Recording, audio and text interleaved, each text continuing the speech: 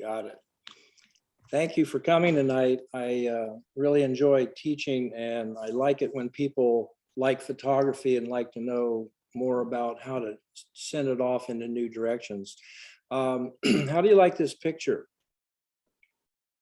Where do you think it was taken? Anybody?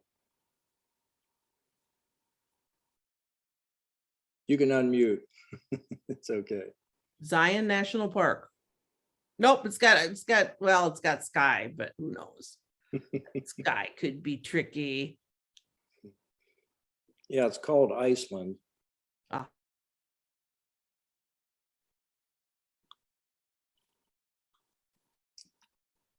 I'll find the original for you. Here's the original.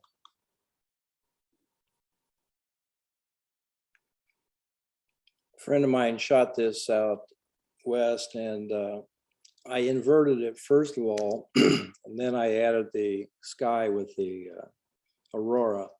And it occurred to me that when you can take a picture and change its feeling this much, how much can you do with like a program like Topaz?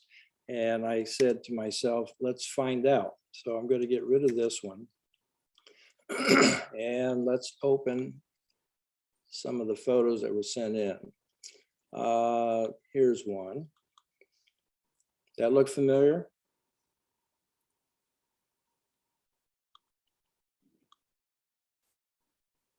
Let's see. Let's put it this way. Here's where it started. And I started using Topaz to see if I could change it into a little more of a painterly effect.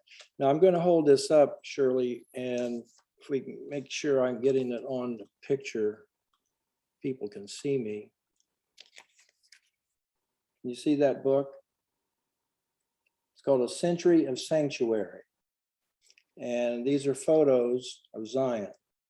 No, they're not. They're paintings.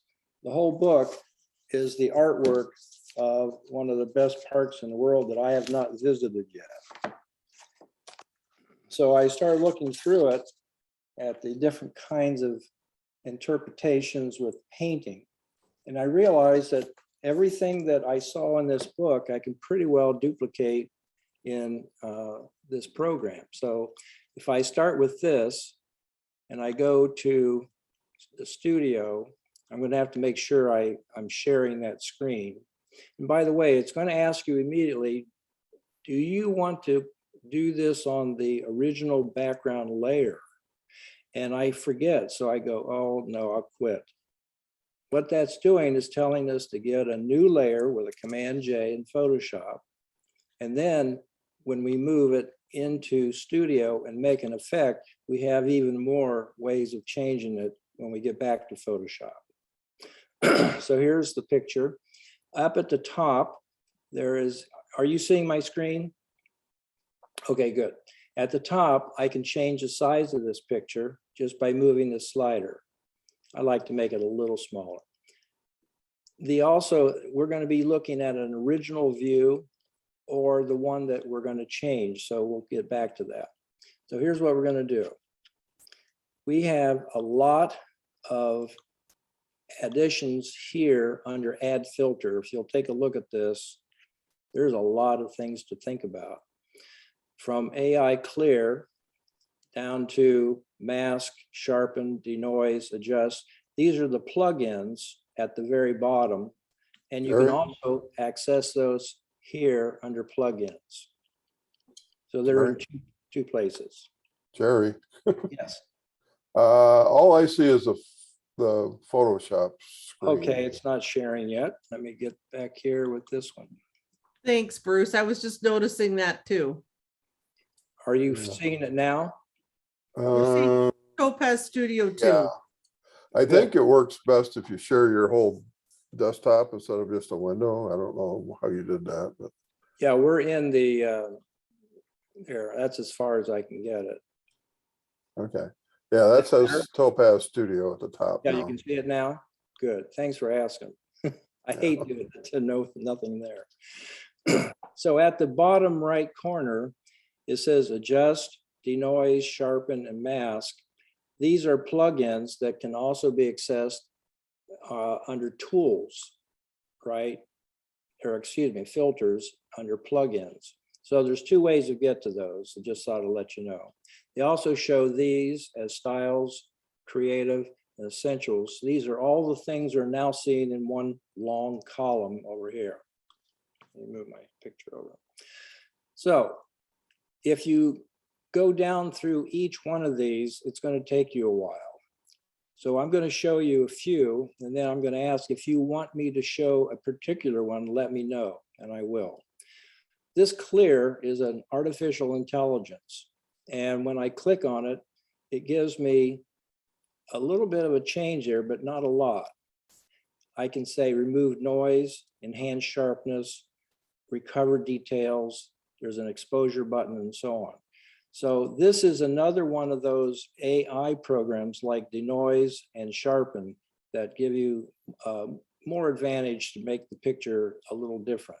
So if I want to remove noise low or medium or high, I can do that. Whenever you do that, if you watch the picture, it changes a little bit of the detail. So how would I see that? Well, I will pull this up like that. Now I go back to remove noise auto. You see how it went back to a blurry state. Low, medium, and high. So what is it doing? It's also enhancing the sharpness. It's using a low setting here. If I go high, watch the difference. I'll get closer so you can see it. So now I have a low enhanced sharpness or a high, and can you see the pixelations change? Because it does make a difference. Recovering details is interesting. When you pull that over, it says, well, what little things in there can we enhance and sharpen? And it goes and looks for them. Some of the pictures work better than others. The exposure is what you're used to, and clarity, I don't mess with that very much because I don't think it helps the picture at all. Okay, so now let's go on to, oh, by the way, you see it put the word AI clear here. It now acts like Photoshop with layers. So when we're done, we may have 4 or 5 in a row here, and we can turn them on and off and even move them in position. Our basic adjustments are exactly that. We have auto white balance, exposure, clarity, you can read these, but the ones that are important are shadow, and you can see the blacks really change here, and highlights. So you can control any highlight that might be a little too bright for you or blown out. Black levels, again, we're able to fine tune these tonalities. Let's go to another one. Black and white is pretty simple. I don't use that very much, so I don't want it anymore. So what I do is I go to the trash can right here, and I click it, and it's gone. As I go down through curves, you're all familiar with this. The thing to remember is you can click, and now you have the S curve that we use in Photoshop the same way. Again, I'll get rid of that one, and I'll add, we have dehaze, which on a picture like this, I'll make it smaller so you can see the effect. Sometimes it's kind of interesting. So I'm going to enhance that, and you see what it's doing to the picture. Suppress artifacts, watch the sky, the clouds get soft, and they stay sharp over here.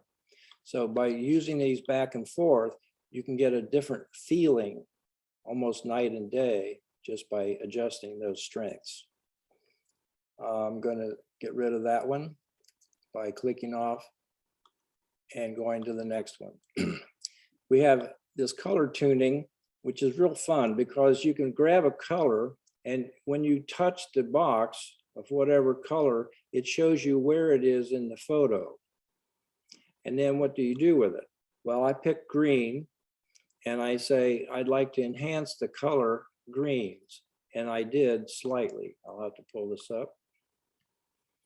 So I turn the green saturation off, and I can light it differently. And if I don't get the right color, I can go to the next one and try that one. You see the yellows changing a lot up there. It's probably a better example. So I clicked on the yellow box. I've moved the saturation back and forth. And I always do that. I take it to the extreme either way, and then I dial in what I think would be appropriate for the print I'm going to make. Here's the lightness and darkness also of that. So you see, you have a lot of power here. And all of that can be done through saturation and lightness. So you have color, hue, saturation, and lightness to work with. The other thing you have is this. Just like Photoshop, you can change one of these to make a totally different effect. So in most cases, normal is fine, but I do use that a lot. Okay, let's go back and make the picture bigger, smaller. Let's make it smaller. All right, let's add another filter. If we go down to precision contrast, this is pretty cool. It says contrast over here. Are all of you able to see where I'm at? I want to make sure that I'm not talking into the wind here. But it says micro. To show the effect, I'll blow this up again and pull it down. Yeah, we're seeing it, I think. Okay, good. Thanks, Shirley. If I pull micro all the way over, look at this, way overdone. If I take it off, you see what's happened to the foreground. So at a midpoint, whereas where we started, we can begin to creep in a little bit to the right. And we can do that with all of these sliders. There's the mediums and highs. And you see we're affecting almost every single thing. Shadows. If you have too dark shadows, you can lighten them right here. Midtones, the whole picture basically begins to move. And highlights, you can see those in the rock wall really change. Okay, next, if I go into reduced noise, I have that I can do that several ways. I can do it in Photoshop, but I can also do it with Topaz Denoise, which is, I'm going to suggest that you buy at least 2 of their filters, Denoise and Sharpen. I found out that I use them basically almost every photo. They really work. But I'm going to pass that up for right now with these 2. Bloom is it's kind of interesting. As you change that, I'll change the threshold. It's actually just causing the photo to look like, let me pull this down, that it's blooming. I guess that's the only thing you can say. You can change the opacity of that. I'll turn the strength way up. And now you can create a fog effect, even though it wasn't, which is kind of interesting. If you want that feeling, you can get it. If you turn these way down, then things kind of bunch up. So I don't use that very often. They also have blur, channel mixer, color overlay, theme. They have all of these. And the one that I found very interesting just recently was edge exposure. And here's what we're going to do with it. I'm going to make this picture, let's see, a little smaller. Okay. They have arrows. If I want to affect the sky, the top edge, I click this one. Now watch what happens when I change the exposure. You see it changing it dark, it overdoes it. So what you do is you give it a little kick, and then you change the size of it, and then you change the transition.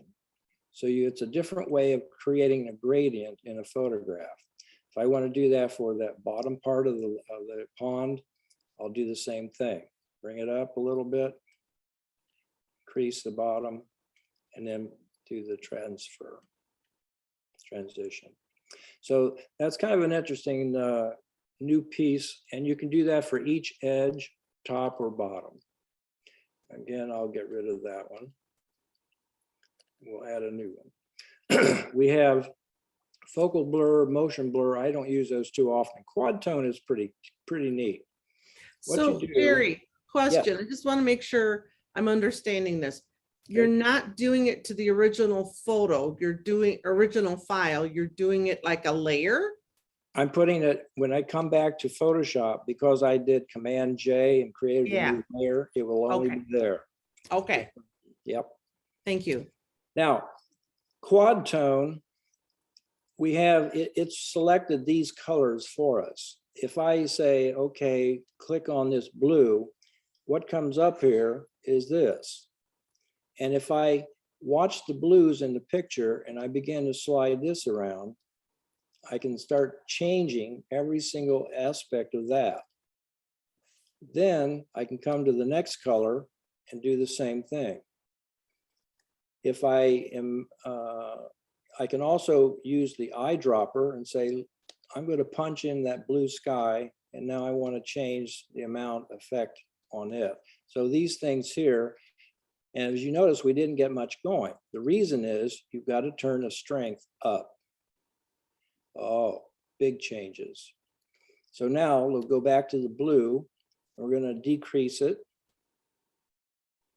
We'll go back to the orange. We'll increase it or decrease it. And I don't see much happening there. Let's try the black and increase that. See how it's changing the tones. So it's kind of wild when you first start using it, say, well, I don't know about this, but if you start playing with the colors, remember you still have these things to play with. And as you go down through, you might see something that as a painter, you might think really does a nice job for you. Okay, I'll decrease, take that one out, we'll go on down. Okay, let's go to Vignette. We also have a text, and I don't use that much here. I like it better in Photoshop. But Vignette is very powerful. When you have the opacity at 0, you see no vignetting. Here it is. And the strength and the size are all changeable. This is a good place to get a nice, beautiful vignetting in a photograph. If you want to change the position of that vignette, you can move this dot around and it will do that for you. So if you want to vignette more in a corner or in the top, you can do that by moving that. Okay, let's go on. The next one I'll show you is Abstraction. This is pretty wild. I looked up what YUV is. Just ignore that. You'll never need it. Just leave it on RGB. Now watch what happens when I simplify the size of this. What does that look like? That's the same effect as you see in when we do a sim effect in the add look, but you can do it here and feature boost and pull those in, detail. The problem when I do feature, I get these crazy colors coming through. So I actually don't use it much here, but now you know it's here and you can do the same thing with these. I'll leave it at normal. Okay, I'll get rid of that one and we'll add the remix. This is wild. Is that crazy enough? And what you're doing is over here, you have a slider and look how many of these you have. So when you don't have anything to do on a Sunday afternoon, just start picking through and they're going to be crazy. But remember, they're at the highest opacity, which means they don't have to be that in the final image. I actually saw a painting in this book that was very reminiscent of this. So I thought, what happens if I turn the opacity down? And I start getting some funny things in the trees. So I said, let's go to another one. So again, using the opacity slider, you can increase or decrease these effects. And there's a lot of them in here to play with. Let's see, let's do one of these. So some of these look a little more normal. If I take it off or begin to dial it in a little bit, and then I come over and say, well, let's darken that effect. See, that's not too bad. And I can turn that on and off. You see the shadows in the cliff changing dramatically. So this is a fun one. And you also have style strengths down here. If you say medium, it punches it a little harder, and high, it gives you everything you can get for that opacity. Okay, we'll take that one out and add another filter. Digital frame, I use a lot. I have another framing program that's a lot better, but it takes more time. So I get lazy and I use this. When it comes up, you say, yeah, I don't like blue frames, Jerry. What are you going to do with that? All you do is touch the word color down here, frame type, color. It's now black. And something I learned, this matte is not pure white. It has a color change in it. Let's see if I can bring it up. You see those greens in here? So that matte is, it fooled me for a while. I thought maybe there's something wrong with my, my monitor, but it's not the case. So what you do is you click on the word matte, not frame, matte. Now, when you hit color, watch what happens. Now we have a pure white frame. Now, the other thing is they also have shadowing effects. And I usually turn those down a lot because I don't like that much. You can change the size of the frame, the matte ratio. You can change the image depth, which I usually almost turn off. And you can change the light position. I don't know why you'd want to do that, but you can. The matte width. Look, you can actually do some cropping right in here if you forgot to do it before. You have textures you can add to everything that you see. Most of these are probably not going to be too useful, but they're there. Can you have a matte without a frame? Can you have a matte without a frame? If I take the word frame and I say frame size and I pull it back, let's get rid of that funny matte. Let's get back to color. There we go. Let's see, where is it? Matte is good. Frame. I don't think it'll work there. The reason I'm asking is I have seen people that do their own printing or printing will print the matte with the photo, Yeah, but you wouldn't want the frame on there because then you put it in your own frame. that's a good question. I'm not sure how to get rid of that yet. There's frame, shadow. Those aren't going to help me. Inner throw, outer edge. Nope, those won't help. Frame size, maybe? I tried that, but here's what happened. Didn't work. Okay. Okay, just curious on that. Well, It just I popped don't into my know. head. That's a great question, and I'll look into it more because I think Okay. it should be able to do that. Because if you have a matte and you exchange the width, let's try the ratio again. I'm trying to figure out if I can get rid of it. Yeah, that's what's happening here. You might have to turn your frame into a different color to be able to really tell. Yeah, I can see it. It's smaller. Yeah, now it's pretty. So what we can do is we can pull that back into Photoshop and take a look at it later. That's a Yeah, good question. okay, thanks. I wonder if you All could right. print it with the matte. It'll have the frame on it, but then just trim the frame off if you had printed it large enough. Yeah, well, I think it would be easier to do that in Photoshop. You can Okay. also, by the way, you can also do some editing of cropping here in the bottom left corner. I don't do it here because I don't find it as stable as Photoshop, but it is possible. It's down in the bottom left. Okay, let's go to, I'm going to leave that on there. We'll take it back. Edges. It's got some crazy stuff you can play with here. See those rocks change? And you can simplify them. Again, that's almost like a buzz sim. So I'll go on to the next one. The flare, I don't use flares. Glow the same, but impression is pretty interesting. What you're getting now is a real painterly effect. The stroke is what's important here. If I turn this opacity off and on, you can really see the difference. If I turn it halfway, pretty interesting.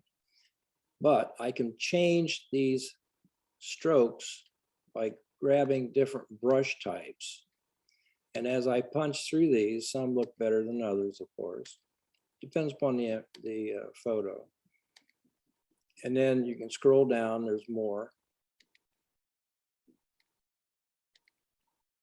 So one of the things I'm impressed with is how fast this works.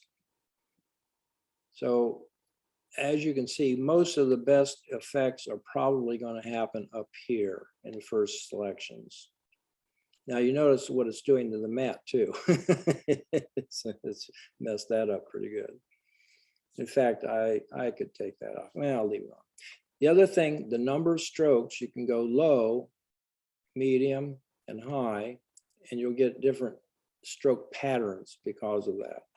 You also have the brush size. If I go maximum, it still looks more like a buzz sim. The paint volume, you can put it on, but sometimes it looks like it just graded out. Here's your brush volume and paint opacity. So by clicking around with these, you're going to get a picture that you might be able to put into a book like this someday, because they become very painterly. Okay, I'm going to get rid of that one. We'll add another filter. We have Radiance, Smudge. Texture is one I'm going to spend a little time with. Usually when you put a texture on a picture, it doesn't go well.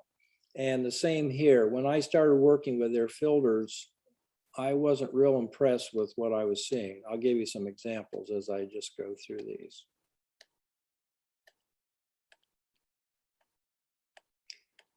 So to fix that problem, I was looking here, it says group all. Oh, well, I can go to borders, custom, oh, dust and scratches. I can do double exposures, light leaks, or textures. Now it shows me a series of textures here. That's good. But category, oh, I have heavy grunge. I have Meredith images. Meredith is a woman who teaches a class on Topaz on YouTube. And if you go to her website, she has some freebies, and I downloaded them. And the next thing I'm going to show you is how to put your own textures into here. So let's say we go through a bunch of those, and we don't like those. Soft grunge, we'll try that. And as I look at them, I'll try one of these and these. And then I change the opacity. I can make it heavy or light. Now, this is all being done with a texture location called foreground. Watch what happens if I change that to background. It takes it totally out. It works it from the opposite end. So either one of these, you probably should play around with it before you finish. You know, this one is totally on the right. On this one, it's totally on the left. So it's opposite. It's using opposite textures. So the next thing I wanted to know, well, I have probably 5,000 textures. Yeah, what am I going to do with them? Well, I want to use them. So I went to Texture Manager here. I said open, and it says, oh, categories, texture. Oh, add category. So if I click that, I can say JJ. I'll say, okay. So now what? It says import texture. So I can click that, find textures out of my desktop or hard drive. And when I'm done, I close it up and I have a new set of filters inside of my program. And it's really nice to have them. So let's see, I put in two little owls. They're pretty heavy duty, but I have more to put in. The only problem is, and I've noticed this because I always overdo, if you put in a lot of extras, it will slow down the program loading because it's trying to figure out where all that stuff is and what to do with it. So you can add, you know, some textural effects like that. Okay, let's get rid of that. So we're down to, well, now we're into the plugins. So I need to ask the audience the question, do you want to learn anything about these while I'm here? Yes. Okay, I got a yes. It's good enough. One's enough. Go for it. That's I was thinking the same thing. All right, before I leave and go through these, I'm going to actually go through these from Photoshop because as a plugin, I want to show you where they end up. If you look at, we've done all these add filters. Before we go any further, we go across and say, what's an add look? Well, when you poke it open, it has, again, categories. I can say, well, what kind of category would I like for this? I have dramatic, maybe, that might be interesting. And then it sorts it by impression. Well, there aren't any. So what else can we put? How about impression? And see if it comes up with anything. No, it's none. So the point is, it has to know what the thing is you're looking for. It's better to leave it all and then sort by here. So right now, if I say all, I get this huge list of things to see. And I don't really want to do that tonight. So I'm going to say, how about remix? So now only things that show here as presets will be from remix. As you see, it's taking a little time. So if I'm watching the blue line up there, it's telling me how we're doing. Autumn scarf, when you touch it, the blue line comes across and it adds it to it. If you want to keep that, you have to hit the word apply. If you want to adjust the amount, you can change it here and then apply it. I'm not going to apply it. How crazy do you want a picture to look? Believe it or not, there are pictures very similar in this book that are absolutely crazily painted for Zion National Park. Let's do burnt edges. Now that's kind of interesting. And in a particular type of art show, it might be a winner. But I can double back on that a little bit and start bringing back more of the information, and it's not working. So I'll go down to channel, charcoal. Easy wave. This is a crazy one. Over here, when you move the cursor, you get the elevator shaft so you can move these around. Egyptian sand is kind of interesting. So Jerry, we've got a question in chat and I'm not sure exactly when it was typed in. Okay. When you talk about elements, is this the same as Photoshop Elements 18? Or are you talking about elements within something different? Yeah, everything that we're doing, that I do, is through Photoshop.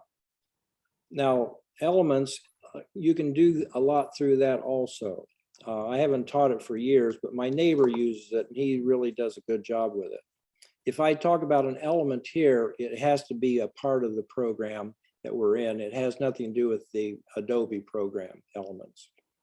Okay, that's what I want to know. I have Photoshop. To get off the subject, I have Photoshop. I had 11. I loved it. It was easy. I got Photoshop Elements 18. I have no idea how to use it. I've had it for 2 years. Very confusing program.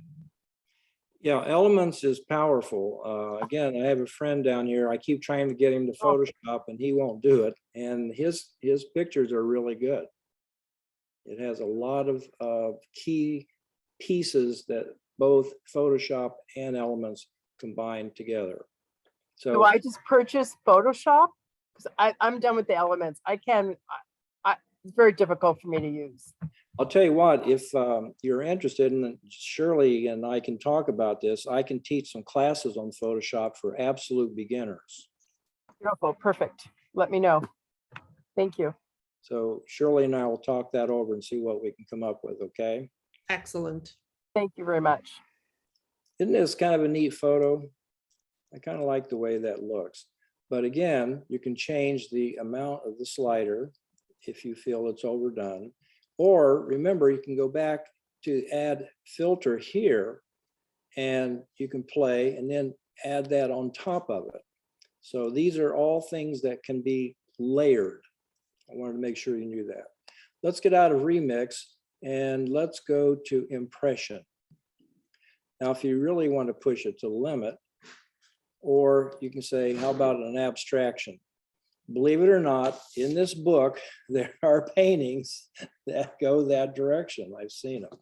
And they were getting, you know, $10,000 for a print. Well, it's real ink and ours isn't. I guess that's the big difference. Cave Dweller is kind of an interesting one. It really simplifies all the elements, and it's kind of interesting. So you can add a little bit and just get a feel for it. You see the sky now? I'll pull this up. See how the sky now has texture in it. I can go to Cave Dweller 2, totally different feel.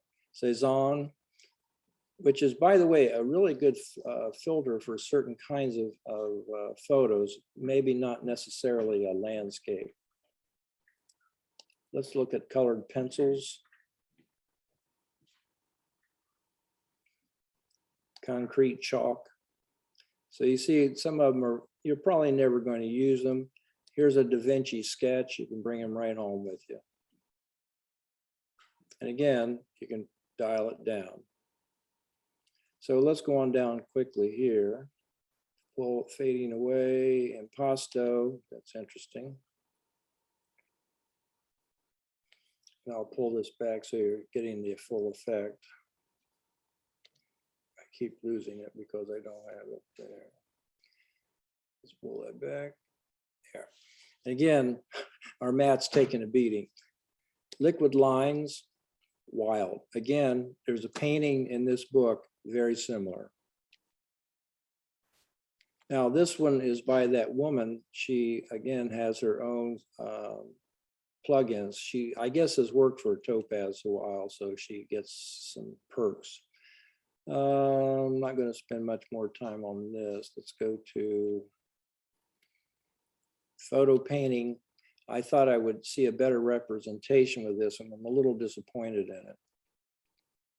Just not quite. But again, if you dial it down, interesting. So you get the idea. Pointillism, if you're interested in that kind of work. There's a photo painting. So all of these things are available and ready for your picture. Now, I'm going to get some new pictures and we're going to work on them. Any questions on anything I've just shown you here on this stuff? Anytime I want to see the original, I just click this button up here. I can see where I started. Once you're done, you say, I accept or I cancel. I accept this, and it will bring us back to Photoshop. And I want to make sure everybody's seeing Photoshop. Yes or no? Is everybody seeing Photoshop? Nope. Okay, I got to figure out how to get the zoom back to me. Where is, I'm not seeing my share screen at the bottom. Oh, there it is. It hid from me. I got it. Let's do this and that. Now share. We're in Photoshop, okay? Should be able to see it now. Got it, Yes, Shirley? I see your screen. Yeah, I guess it looks like Photoshop. Okay, good. I can't see the word Photoshop on it, but it looks like it is. Yeah. See, here's a toolbar. Yep. Okay, we're good. All right. All right, now we played around with this one a lot. Let's move on to find another one. I'm not going to save that. And I'm not going to save that one. Let's open. And let's see, the CCCs. Let's do Roger. Roger here tonight? Nope. Because I wanted to show how fast you can change it. Yes, I'm here. Oh, okay. Yeah, just chime in so I know you're around. This one was fun. The one thing I saw when I first opened it, it needed a little bit of adjustments overall. It seemed like the luminosity values were a bit flat. So I just moved it up a little bit. But then I thought, well, I'll show you a trick. This is what virtually all my pictures are right out of the camera. I'm trying to learn how to adjust them. So this is right out of my camera. Oh, fantastic. Thank you. All right, I made a new layer in Photoshop over here. Now watch this. If I go up to the word image and I go to adjustments and I go over to the one that says curves, I'm going to do something that's a little different. There are 3 eyedroppers here, white, medium gray, and black. If I click the black one and I come over into this picture and I try to find an area that's real black and I click it, look what happened to all the colors and the values. If I take the white one and I look for a very light area on one of these trees and click, look what it just did. These lines here are showing us what has happened to those values. We're right at the border for the highlights and right at the border for the shadow areas. Now you can continue to work it, but I use those sometimes alone. I just click and then I find a white area, click, and then I might bring the whites down a little bit, or this guy right here, I'll pull him down and it'll darken it slightly. See how much power you have there with just that little addition. All right, now I have that. I'm going to make another layer and I'm going to take it into Topaz Studio. Let's see where it goes. Again, I'll look to see if I'm sharing the right screen, and it would be this one. You should be seeing Studio. I have a question, Jerry. Yes. Do you always add a layer in Photoshop before you take the picture into Studio? Yes. And the Okay. reason is when we come back from this one, I can make further adjustments that will see. Here's the thing. There's so many ways of working in Photoshop. It's literally infinite. I study every day and I know nothing. But one of the things I do know is I work in layers, so I have complete control over what I have added to the picture. If you slam it in on top of your original, you're done. There's nowhere else to go with that. So I'll show you that a little more graphically later. All right, now looking at this photo, we could go into filters and play around, but on this one, I'll just go right straight to the look. And I'll look at some of these impressions, or actually, let's see. Yeah, I'll stay with impression. And I'll drive down here. And as I look, I start seeing these charcoal sketches. And I say, well, that's kind of interesting. Look at that. A complete new look just by hitting that one. Here, these are, when you use a chiaroscuro, it means there's a darkening area in it and a lightening area, and I don't like those. Colored pencils, now we're off and running. Cracked fresco, I don't think so. But I try everything if it looks interesting. Let's try an Edward Hopper. It'll have a high, the brights will be very bright. If you're familiar with his painting, you know that style. If I turn it down a little bit, it's become very graphic. Here it is off, on. You see what it's doing to the backgrounds and the foregrounds. Let's see the next one. Impressionistic. Let's go to photo. Keep going. Here's a Seurat. And again, dial it off and then dial it on, the amount that you like.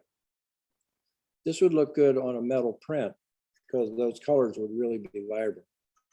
Those are Here's some a really Seurat. cool effects on that simple tree photo. Yeah, isn't that neat? So I say, I'm going to apply that one. And now I'll show what I was talking about, these layers. I'm going to accept this and I'm going to go back to Photoshop and make it bigger. Right here. And maybe not that big. Let's do it this big. There. Now, here are the layers. I'll pull this over so you can see it. This is the one that I've added from the program, that amount. This is just a duplicate layer that I put on there before. I don't even need it really, I can get rid of it. If I close this one down and then poke that eye, oh yeah, that's the layer I did before I went into Topaz, remember? Right there. Now that one, I can say, if I turn the opacity down on that slightly, you see the color shift? Now it's 0, now it's 100. I like that a little bit more, like 40, 41%. If I click this eyeball back on, it's now giving me the topaz effect on top of that. And I go, well, that's a little bit heavy-handed. If I turn down and I watch that opacity change, I don't get much going on. I'm not clicked on the right layer. You click on it, now watch what happens. See? So you just make sure your eyeballs are on and you're on the right layer that you're trying to make the effect change. And here it is before and after. I'll dial it down about half. That's just the beginning, because then you come into here, these modes, and you can start changing the picture dramatically just by going down.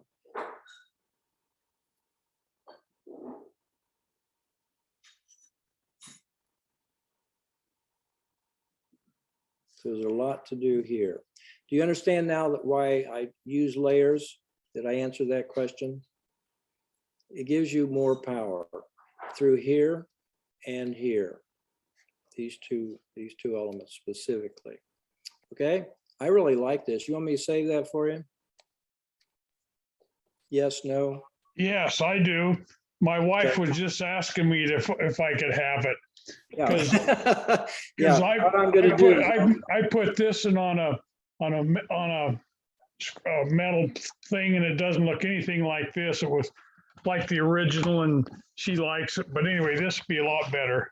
okay, great. I'm really happy to hear that. Thank Save you. it for him, Jerry, and put it out in that Dropbox for me, and I'll make sure Roger gets it. Okay, now what I'm going to do is save a copy, and I've got Roger, and this will be final, Yep, and I'll put Dropbox. yep. And it looks like you're right in the Dropbox, so that should And- work. All I do is when I say save, it'll go into your photo group, and I'll just save it. And then I will send that actively to Shirley after the program. Okay. Sounds good. Okay, I'm glad Thank that you. worked out. That worked out real well. All right, I'm going to move that one along. And we'll open something else. I heard there's a woman that works with this group a lot and takes pictures like this, right, Shirley? Yeah. I'm going to show you what I did in Topaz with your photo. Let's open. Awesome. And I have to go to after. And I go to, where is it? I thought I put it in here. Maybe I didn't. Maybe it's still in the other one. Let's see. Where did it go? Let's do after. Let's see, I did that one. CCC, let's look at it again. Nope, out there. I lost it. CCC photos, maybe it's in here. Here it is. Ansel Adams. Ah, and you All added the done, moon. all done in Topaz. Huh, What do you think? I like it. I do too. That's ready for a wall, kid. It's ready for the wall. I like it. Now, I kept these in layers so you could see the progression. Layer 1, I went into the black and white setting. The next one, you see what happened with there's some tonal values I made some changes in. That was done in Photoshop. And then I added that, and I showed you how to do that beforehand. Let me make that so you can see it all. Okay. So you have a tree and a nice sky. One of the things I will show you from Photoshop is I like to go from edit down to sky replacement and play. And that's where I actually found my moon shot. So Okay. that wasn't done in Topaz. I adjusted it in Topaz later. Now, here's what's in here. I have all these different clouds. Some are mine, some were in there beforehand. And you can pick, and you say, well, what about a regular sky? Well, we can do that. Mhm, It's so fast and so easy. mhm. I like the moon. I like the cloud with the moon, I did too. the little wispy clouds. Yeah, it was so surreal. I forget where it was. Where did I put it? Here it is. Okay, I have a question. certainly. When you presented your last class to us, you Yes. talked about adding clouds to to Photoshop Yes, in addition to the ones that they have. yes. You wanna Simply, learn how to do that? you do that? Okay, here we go. This is what you get when you first open it up. Let me cancel this out. So you go to Edit, Sky Replacement. And the one that happened to be there is the one I'm going to use, but I want more. You see that little arrow right there? If you click that open, all this stuff shows up. Well, what these are folders filled with clouds. Some were in it when I bought the program and some weren't. So I said, well, I want to have my own clouds. These are mine. To do that, I went down here. Do you see that folder right there? If I click that, I can name it. So I'll just say JJ.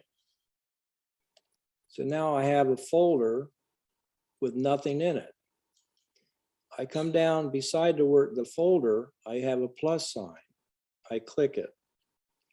It says, okay, where are your clouds? So I do a click, SCLOUDS, and I wait, see if I have any clouds floating out there on my computer, or I can actually go to I don't want that cloud. I can go to a hard drive or wherever and look for them. Let's see if anything shows up here. So it's essentially you go to the file of the cloud that you want to add, or the sky, excuse me, And the in sky the that you want to beginning, add. in the beginning, they only allowed you to add one cloud at a time, and we all complained bitterly. So here I can go to my G. I know there's cloud in there, and Photoshop guys got together and says, you know, we can do that because other programs that we're competing with can do that too. Oh yeah. So here's clouds to Landscape Pro. Let's see what's in here. So let's say I want to use this cloud right here. If I hold down the Command key, I can say, well, I want that one too. No, I want that one. No, I want that one. Open, and look what's happening. We now have a new folder with 4 clouds in it. Got it? Yes, got it? and yes, and since I listened to that, I've been taking pictures of clouds, but now I know, maybe I know how to add them. Want me to, but basically you grab the folder, you name it, you addition by hitting the plus sign, and then you click, and I hold down the Command key if I want to skip. If you go Command A, you get everything in the folder. And I've done that too. I have too many clouds actually, but I like them. Roger, once you do it a couple times, you'll start remembering how to do it and it gets pretty easy. Now, there is a secondary part. If you click that secondary back menu, you get this. This shifts the edge. And if you'll look at the trees, it doesn't do a good job there, or it overdoes it. You see how I'm losing some detail up here when I go like that? If I go like this, so somewhere in the middle, you dial it around until it looks right without losing detail. Fading edge gives you an effect at the horizon line mainly. And I don't see a lot going on in this case, but it will change it. Brightness, you can change the sky's brightness. I like this a little darker, not that dark. And temperature, if you want to warm it up or cool it down, you can do that. And I'll leave that pretty warm or pretty cool with that. Now, scaling allows you to make the background change size. And that's cool because then you come in with your cursor and watch this. I can move it around to get that bird right where I want him. See that? So you have all this control. If you don't care, just bring it back. Now, what happens if you overdo it? Here's what happens. It's now too small. Doesn't fit anymore. You see the bird up there? Now, if I scale that up, now I don't have to worry about seeing the bird, just the moon. Got it? Now, lighting mode is in screen or in multiply, and you see a big difference. Because this really lights it up. This changes the amount of light hitting that foreground. In this case, I would draw that down. Your edge lighting, I don't see a whole lot going on, especially in a picture like this. And your color adjustments, again, it'll warm or cool down the scene. I kind of like that a little warmer since it's southwest. Okay, then you say, okay. And this is the problem. You forget that this happened and you try to do things and it's not working. I go, wait, what happened to my Photoshop? It's because you have all of this stuff that was created when you made a sky replacement. So what can you do here? You can click on each one of these as these are the, when you create a mask, that's where it comes from. This is a mask that they created. And you can come in with take a brush and a black ink pen, and then you can actually move and change things in that picture after you've already created it. If you click the other one, I don't see much happening. If we go to white, I saw some changes there. Do you see the change in that little bit of water down there? Lighten that up back to the normal. So anyway, you can play with these. You also have a foreground color. If you double click it, it comes up, says properties. Now you can come up or down and try to change the foreground color. See it change? So you have all these things you can do. When you're done, you hit Shift, Command, E, and everybody is stacked into one little layer. All done. All right, so now I need a new layer, Command J. Now I'm going to go into Topaz Studio 2.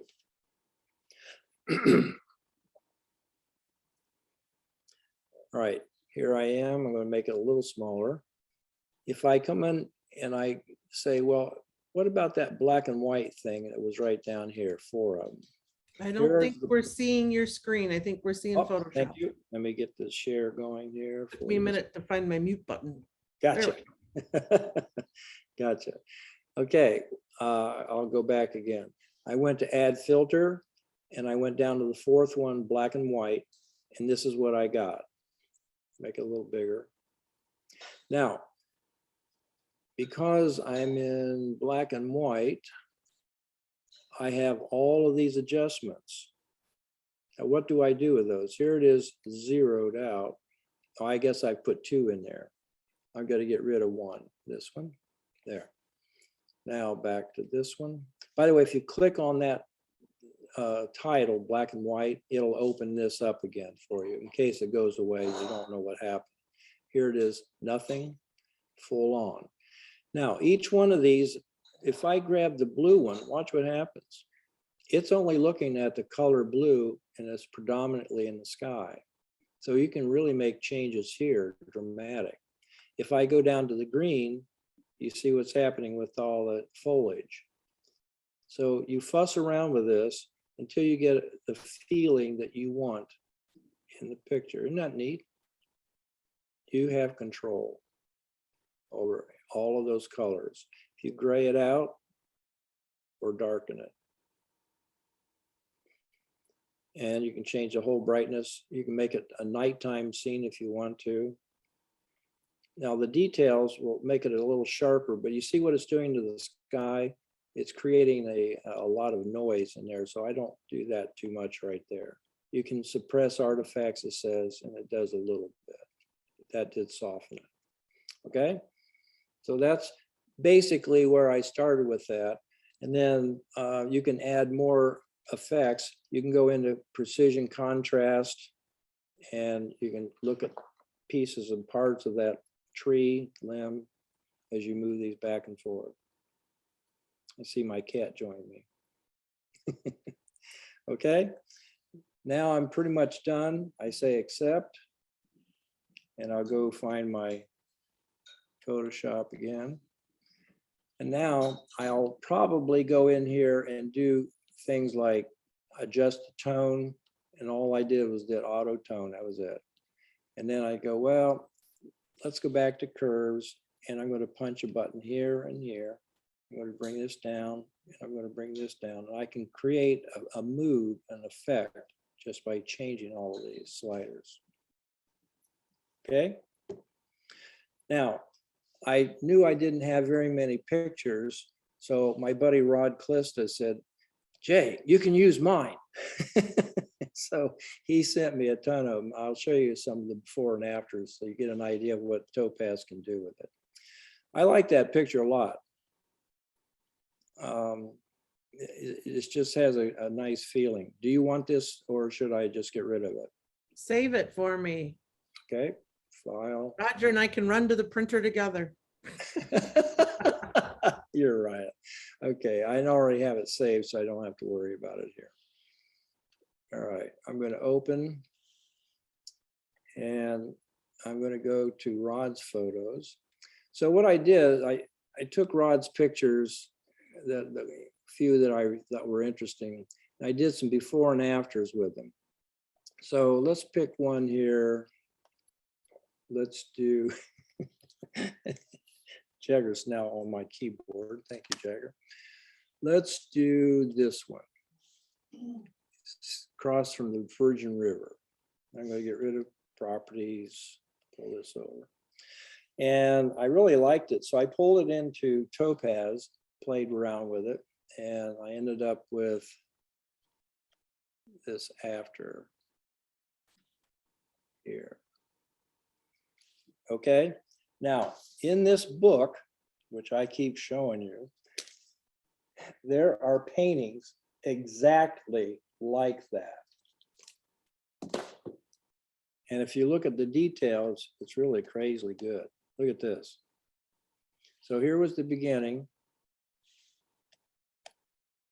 And then here's where we took it. Now, another thought, if you are a painter, or if you know someone who's a painter, if you handed them this photograph, they would come up with something totally different. But what if you handed them this photo and you say, can you do that for me? And if you want to pay the money, they could sit there with their palette and paint in every one of these individual colors. And then you would have a real painting. It would be worth, you know, $10,000, $15,000. Or you can do what I tell you is, I just cheat. I put a substrate over it, and then I use my brush, and it looks just like a painting. Now, while we're here, this reminds me of something I forgot to do. Here's my background. I'm going to make a new layer. I'm going to go up to Filter in Photoshop, and I'm going to go to Filter Gallery, which has been in Photoshop for about 120 years. Here's what it looks like when you open it. It has all these boxes over here. If I close this one up, artistic, strokes, distort, sketch, stylize, texture. If you open up texture, and you look at the very last one, I've just made this a painting by adding a canvas structure to it. I can scale it. I can make those bigger or smaller. I can make it relief, and it looks terrible. Keep it low. And the reason I'm telling you about this, you don't have to have canvas. You can do burlap. See the difference? You can do brick, which I would not suggest for this one. And you can do sandstone, which is really cool for a lot of this type of work. But for this one, I'll say canvas. And here's why I took aside to show you this. When I make a canvas print at my professional printers here at Simply Color Lab, I do this first, and then I send it in to have it put on a canvas, and it looks real. Here it is over here, texturizer. See it go off? If you're looking in this area here, you can really see it. Here it comes back on. And now when you say okay, it doesn't look much different at this scale. If you get close, this is what we just did. Canvas on canvas is real. Okay, so now you know how to do that. So I'm going to save this one for Rod if he ever wants to use it. I'll just save it there and there. Okay. So again, these were done in our program that I've been showing you, and that's not where you have to end it. For instance, here's a picture of bighorn sheep. Okay, I go in, I say, I don't need a lot of change in this. Just something to make it a little more interesting if I have to put it out there on the wall somewhere. So here's my afters, and where's my sheep boys right there. Look, the slight change, but it gives it a totally different feel. So here it is before, after. That was done in Topaz with the Buzz Slim Sim, I think 2, that was in the expression. Okay. Let's do another series. Let's open up. And the reason I like these is because this is your country. You people are going to these places. So here's the before. And I thought, well, it's kind of like a sunset, but it didn't quite finish the job. So I went in and I finished the job in Topaz. Before, after. Does that give you a good feel for what this program can do? Open. That is very cool. Now this one, I did it. My wife says, I don't like that. I said, it doesn't matter. I'm going to show it anyway. She says, well, I don't like it. And that's the thing about art, isn't it? So here's, oops, don't want that. So here's his before and his after. I'm trying to get, there it is right here. I took it to the limit. Before, after. Now, where would this be appropriate? Well, if you were in an art gallery, you would see stuff like this, wouldn't you? People expressing things that normally a camera can't do, but you can do anything. And now with we have all these plugins. How are we doing on time, Shirley? Oh, another 10 minutes or so, I guess. Okay. Open it Just up. before and after working for you. It is for me. Here's Rod's beginning. And I said, well, let's take it to the limit. Now I don't want to go that far. Well, I'll go this far. Right here. You see what you can do with your pictures? And when you send these out to people, they're going, wow, would you make a card of that for me? And then you have to learn how to do that. And I can teach that if you're ever interested. I can do that too. File open. Let's go. Which other? Oh, here's Grand Canyon. Now you've all been there many times. Your pictures probably all look about the same, but not anymore. If you have Topaz, you can do this. You say, I need a mood effect. I need a feeling about that canyon that's a little different. And so let's do it right here. Bam. You could actually create that as a painting again. And what I would do is go to filter, gallery. I would go to texturizer. I'd scale this. I'd relief it. I'd say okay it. And then I'd send it out to have it made into a print on canvas. And it would look really good. Now these colors might not be enough. So if you see it auto tone, it changes them slightly. Or you can just say, why don't we just do a little saturation shift? Here we go. What time of the day do you want? In brightness or color? There you go. Again, everything I'm showing you was done in that program. Open. Let's go to, let's see, what did I do? Another one? I've been oh, this is a good one.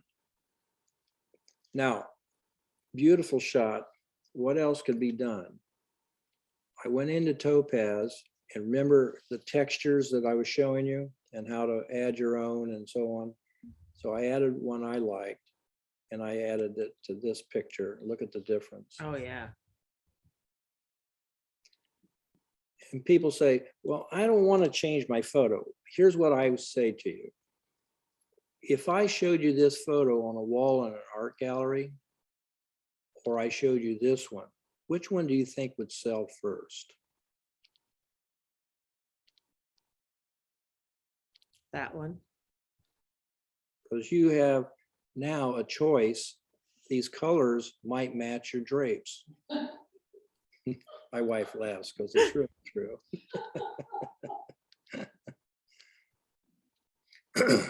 I've actually been asked to do that. This one's fun. Let's do the twist. Everyone's been out here and seen the twisted one, right? Let's see what else can be done in our program. After, and here's the, let's see, that was 3. Let's see if this is it. Yeah. Now, look, it's subtle. You see the rocks become more painterly? In this book, I can show you paintings that are exactly those strokes on the rocks. But I did something different. Do you see what I have here in the top? That did not get changed, did it? Let's see if I think I kept the second one. Yeah, this is what it started. Because when I made this rock effect, it also bunched that up. So what I did is I went in and I created a mask and I said, I really need that to be open. And I did this. See that? So the mask opens that up. And I did a lot more carefully, of course. So using these masks, you can bring back what was if it doesn't match your vision. There you go. And open that one up. Pretty neat, huh? Very cool. All the power. There it is. So now I have the painterly effect in the rocks. I also have the detail in the tree and it feels good. I think I did a little burn along the top using, again, Topaz. Remember that one filter I showed you that you went to the top and you changed it, the brightness and so on. That's where I did that. Okay, I think I'm about done. Let's have questions. Open up those mics and let's talk. Well, thank you, Jerry. I think we covered a lot. We did. Yeah. To do that sunset, what filter did you use to move that into sunset? Which one? The one where you, on the checkerboard, you made that in the sunset? Oh, this one? Yeah. Thank you. Let's go grab that original. And where is he? Oh, there he is. Open up.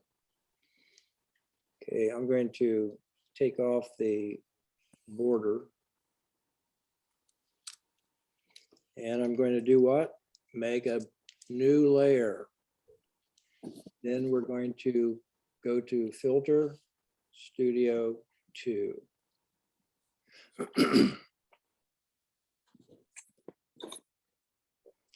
Now, under Add Filter, do you see some of these that have, they talk about color overlays? We're not seeing it. We're seeing Photoshop. Sorry, thank you. Let's get back to share again and Studio. There we go. Boom. There we go. Now, I put a color overlay filter on it. I'll get rid of this one so you can see it. So I say color overlay, and I change the opacity. But what color am I dealing with? Well, it's kind of white. I don't want that. So when I click that box, this comes up. I can now drag it in. And what color do you want for your sunset? Was that hard? No, That's applying it totally to the whole image. Yep. And then if I want to change that even more, see, I can dial it in or out. So if I say, okay, here, now I go back to the filter, and I go, well, how about Hsl Color Tuning? Well, here's your reds. What can we do with them? Well, we can saturate them even more. Look at that. We can change the lightness, the brightness. We can make it look darker. So that's how I was doing it. I just kept playing with it until I got that feel. Now you can also go in and say, let's go to basic adjustments. So if I open that up, I can change the exposure. I can change the shadows to darker since it's getting later in the evening. The clarity, keeping it going. Move the highlights down. Saturation, bring it up a little more. But you see how many variations I can make of the same thing. mhm. Accept. And I'll pull that back to Photoshop. Okay. I might make my final adjustments here if I feel like there's more to do. So I might say adjustments, let's go down to, let's say, a photo filter.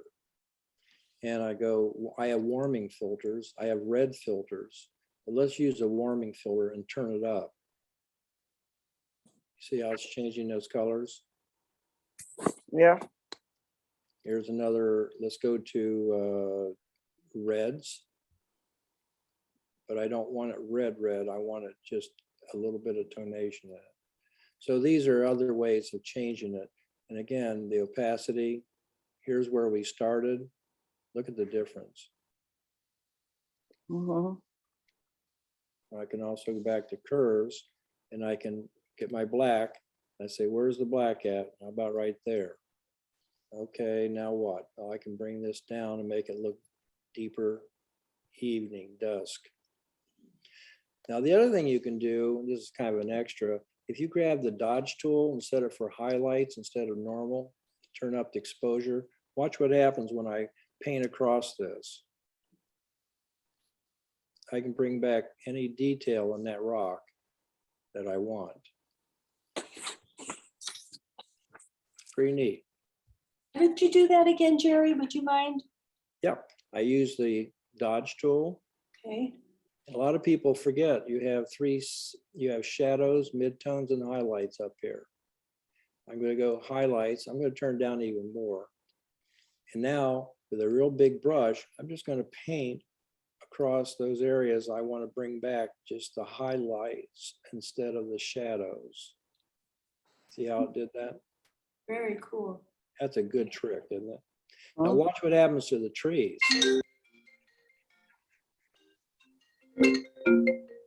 Hi. See, we brought back detail. Even though it's dark, we now have a really nice dense foliage down here that you can see. And you might want to finish with a vignette. So if you take this back into Studio,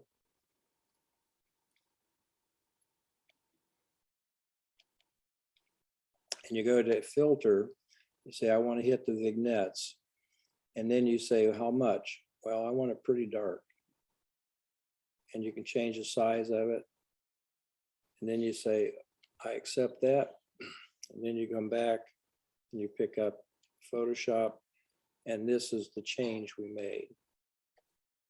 Hmm. Isn't that amazing? It is. It's called art, photo art. It's unbelievably beautiful. Yeah, this is ready for, framing here. And you can add texture. Oh, by the way, if I'm taking too long, just shut me up. You're In fine. my library, you have under window, you have the word library. And when you look at it, it's not very exciting. Well, I put in all my textures. I put so many in, it takes my Photoshop a long time to load because I put in all of these. Mm.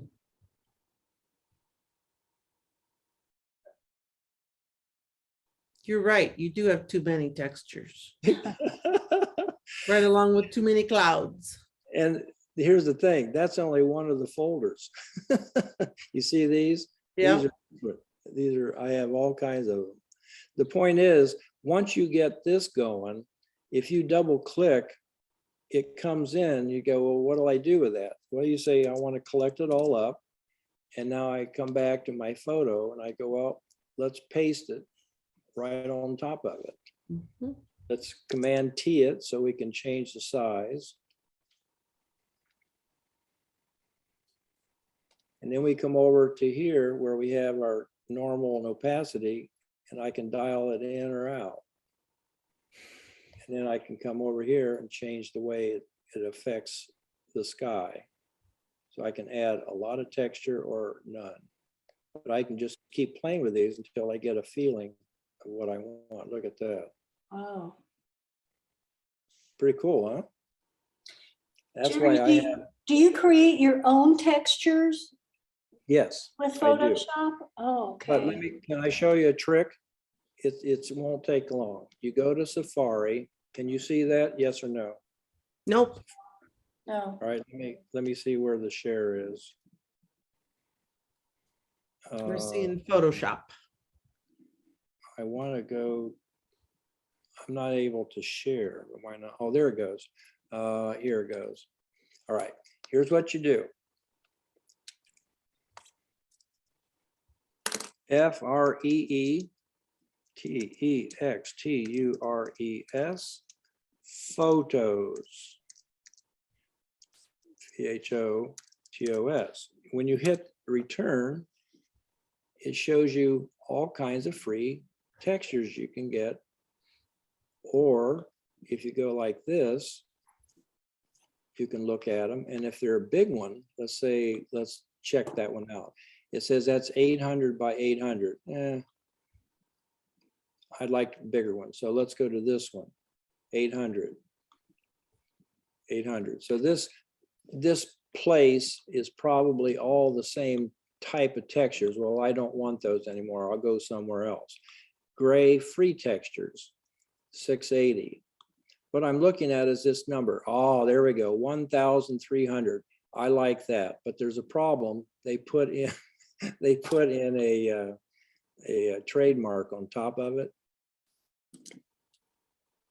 And they really believe that's going to keep people like me from so you grab it and you drag it over into your Photoshop. And then I really want to keep this. Okay, what are you going to do with it? I'm going to grab a tool called. Okay, we're not seeing Photoshop. Oops, thank you. Let's go to Photoshop. All right, so I brought it in. It's got all this stuff on it. I hold down the Option key. I click over here. I come over here. And clean it up. And I say, sorry, guys, but I'm not paying for that one. I'm getting a freebie. Isn't that something? Wow. Now, that's one way you can do it illegally. Or if you just go back to Safari, let me share. That's, let's see, I think it's this one. Yeah. So let's go back. Go back. Again, I'll just type in free textures. There's a lot of people that will give you these. Don't get into these stock texture things. They are going to make you pay some way. Textures for 3D, free textures from Polygon. You can try them. And then when you open it up, you'll see if there's anything in there that you can use for your pictures. And these are for 3D work. And I don't You want can to. also create your own with your own photos. Yes, by using some of the blur features in Photoshop, or even to take your own blurry pictures. Yep. We can do that in another one if you'd like to. Yes. And then you can also just change the color. If you have a texture that you like, that you have purchased or acquired, you can change the colors of those simply enough in Photoshop or even in Lightroom by changing the white balances. Yep. So what I'm showing you, there's all kinds of places that now are advertising textures, and I've downloaded literally hundreds and hundreds of them. And I get emails from Adobe every once in a while too, with free things I can download from them. Yep. Yep. So there's a lot of places to pick that kind of stuff up. Okay, I'm going to say thanks to Jerry. I'm going to stop the recording, but that doesn't necessarily mean we can't stop. We can't continue talking. Oh, good. Yeah, any